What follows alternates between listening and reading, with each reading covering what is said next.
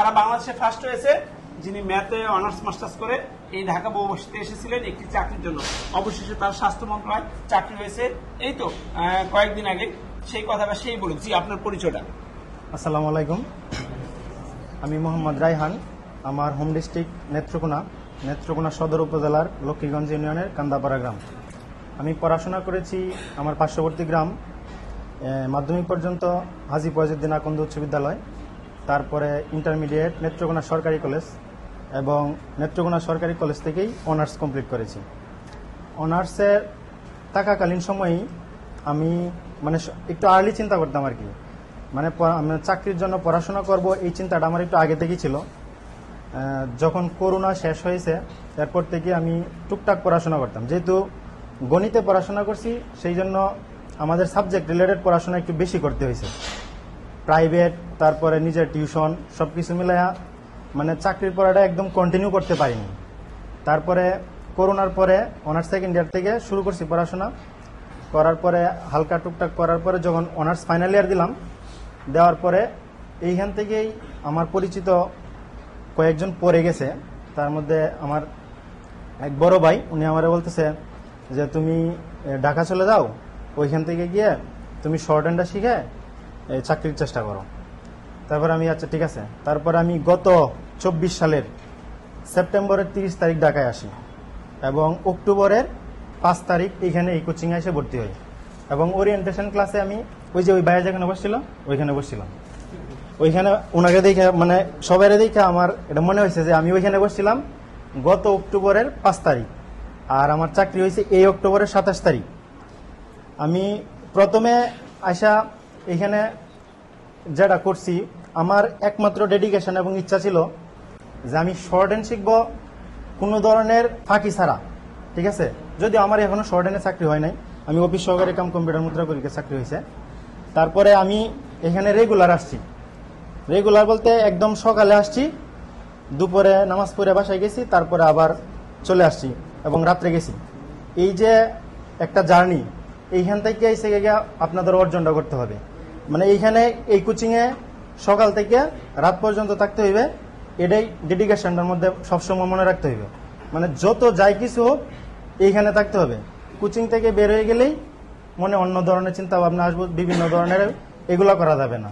আমি প্রথমে অক্টোবর থেকে এই আমাদের রিয়াজ স্যারের ক্লাস নিত ষাটলিপি, ওনার ষাটলিপি ক্লাস করেছি। তারপরে মাসিক যে পরীক্ষা ছিল ওই পরীক্ষাগুলোতে অ্যাটেন্ড করছি। কয়েক মাস যাওয়ার পরে আমাদের যে ব্যাচ ছিল, আপনাদের যেমন নভেম্বর ব্যাচ হয়েছে, আমাদের অক্টোবর ব্যাচের মধ্যে আমরা কয়েকজন মিলে গ্রুপে পড়াশোনা করতাম, গ্রুপে পরীক্ষা দিতাম। সবচেয়ে বেশি ইফেক্টিভ হচ্ছে পরীক্ষা দেওয়াটা। পরীক্ষা দিয়ে আপনি আপনারকে যাচাই করবেন, এটা হচ্ছে লিটমাস পেপার। ঠিক আছে, আপনি কতটুকু ইমপ্রুভমেন্ট করছেন, আপনার কি ঘাটতি আছে, এগুলো হচ্ছে পরীক্ষার মাধ্যমে আপনি যাচাই করবেন। আপনি যদি খেলার মাঠে না নামেন, আপনার দক্ষতা যাচাই করতে পারবেন না। অনেকে আছে পড়াশোনা করে, আর এই সন্ধি এটা সহজ পারবো, আর এই বিপরীত শব্দ জানি উল্টা এলবাম কালি, ঠিক আছে, এই ধরনের চিন্তা ভাবনা থাকে।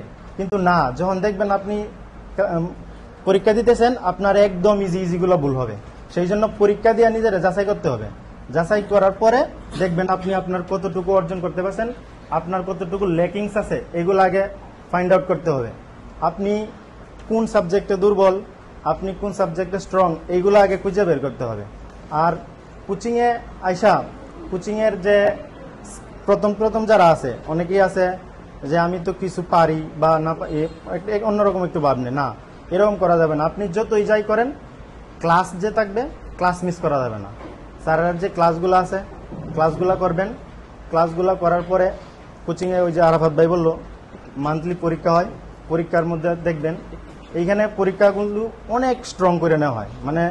ঢাকা বহুবাসীর পরীক্ষার প্রশ্নপত্র দেখলে বলতে পারবেন, আমি এক বছরে প্রথম মাসে আইসা পরীক্ষা দিয়ে পাইছিলাম 25.5। ঠিক আছে, প্রথম মাসেই, প্রথম অক্টোবরের মাসে 25, পরের মাসে 25 পাইছি। আমি উত্তীর্ণ হইতে পারি নাই। পরে তৃতীয় মাসে আমি 45 পাইয়া পাস করছি, কিন্তু প্র্যাকটিক্যালে পাস করতে পারি নাই। এবং আমার চাকরি হয়েছে পর্যন্ত আমি আজ পর্যন্ত ঢাকা বহুবাসীতে প্র্যাকটিক্যালে পাস করতে পারি নাই। ঠিক আছে, এটা হচ্ছে প্র্যাকটিক্যালের অবস্থা। এইখানে খুবই কঠিন করে পরীক্ষা নেওয়া হয়। আমি প্রায় 7-8 বার পরীক্ষা দিয়েছি, একবারও আমি প্র্যাকটিক্যাল পাস করতে পারি নাই। তো এইখানে এই যে টাইপটা খুব ভালো করে করতে হবে। এই যারা থাকবে যা অফিসে তাদের সাথে কথা বইলা গ্রুপ ওয়াইজ পড়াশোনা করে। আমাদের সাথে অন্য কেউ কি পাস করছিল কিনা, নাকি টাকা দেওয়ার জন্য ফেল করা সবাই? না, এখানে আমাদের ব্যাচে প্রথম থেকে কেউ আর 2-3 মাস যাওয়ার পর থেকে পাস করা শুরু হয়েছে। যে মাসে আপনি প্র্যাকটিক্যাল ফেল করছেন ওই মাসে অন্য কেউ প্রাইজ পাইছে কিনা? হ্যাঁ, পাইছে তো। হ্যাঁ, প্রতি মাসেই তো 3 জন করে। টাকা দেওয়ার জন্য কি ফেল করেন? না, প্রতি মাসেই তো 3 জন করে পুরস্কার পাই। তো ওইখান থেকে তারপরে এই পরীক্ষা দিলাম, অনেকগুলো পরীক্ষা দিছি। আমি অবশ্য যেহেতু আমার হালকা আগে একটু প্রিপারেশন ছিল, তাহলে প্রথম অক্টোবরে ভর্তি হয়েছি, তারপরে নভেম্বরেই আমি একটা পরীক্ষা দিছিলাম, ওটা হচ্ছে ব্যবসাতে। ওইটার মধ্যে আমি টিকছিলাম। কিন্তু ঢাকা আসার আরেকটা চ্যালেঞ্জ হচ্ছে ঢাকা শহরটা কিন্তু এতটা বসবাসের উপযোগী না। ঠিক আছে, আপনাদের সবাই এই কথাটা বলে না বলতে মানে হয়তো স্কিপ হয়ে যায়। ঢাকা শহরে কিন্তু টাকাটা চ্যালেঞ্জিং। যেমন এইখানে যারা প্রথম আসবে, প্রথম আসার পরেই একটা রোগে আক্রান্ত হওয়ার সম্ভাবনা থাকে। আমার নভেম্বরে আসার পরেই আমি যখন প্র্যাকটিক্যালে টিকলাম, এই রিটেনে টিকলাম, এর 2 দিন পরে আমার জন্ডিস হয়ে গেছে। ঠিক আছে, তারপরে জন্ডিস হলে তো ডাক্তারের পরামর্শ দিয়েছে যে একদম বেড রেস্ট। এখানে তুমি আমার ডাক্তারে একদম কইছে যে এইখানে যে পানি খাচ্ছ এই পানির কারণে তোমার জন্ডিস হয়েছে, তুমি দ্রুত বাসায় চলে যাও এবং 1 মাস রেস্টে থাকবা। তারপরে আমি বাসায় যাওয়ার পরে একটু সুস্থ হওয়ার পরে প্র্যাকটিক্যাল দিছি। কিন্তু এত অল্প সময়ের মধ্যে তো আর প্র্যাকটিক্যাল পাস করা যায় না, যেহেতু আগে আমার কোনো ধরনের টাইপ ছিল না। তারপরে প্র্যাকটিক্যাল দিছি, ওটার মধ্যে ফেল করছি। তারপরে আরো পরবর্তীতে যে কয়েকটা প্র্যাকটিক্যাল দিছি, প্র্যাকটিক্যাল দেওয়ার পরে রিটেন পাস করি কয়েকটা, কিন্তু প্র্যাকটিক্যাল ফেল। কারণ কি, তখন তো প্র্যাকটিক্যাল টাইপ আসে নাই। তারপরে আস্তে আস্তে যখন ফার্স্ট আমি বাইবা দিলাম হচ্ছে ভূমি রেকর্ড ও জরিপ অধিদপ্তরে, ওটার মধ্যে প্র্যাকটিক্যালে পাস করছি, কিন্তু মানে মেধা তালিকায় স্থান হয় নাই। এরপরে দিয়েছি প্রাণী সম্পদ অধিদপ্তরে, ওটার মধ্যে এই কম্পিউটার কাউন্সিলে প্র্যাকটিক্যাল পরীক্ষা হয়েছে, ওটার মধ্যেও ফেল আসছে।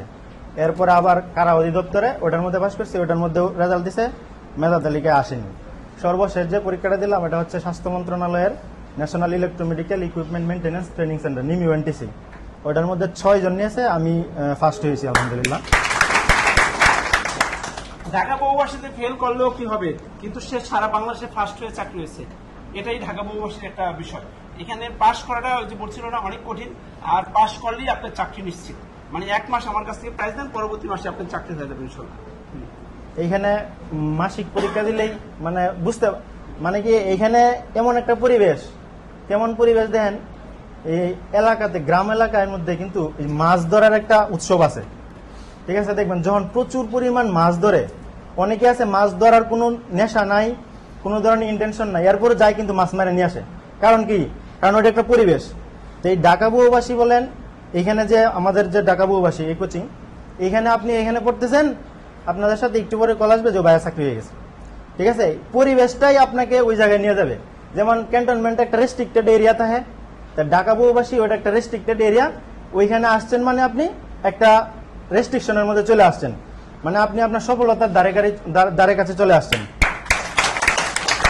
আপনি এখানে থাকবেন মানে কার কার চাকরি হবে এরকম একটা রিফ্লেকশন দেখতে পাবেন।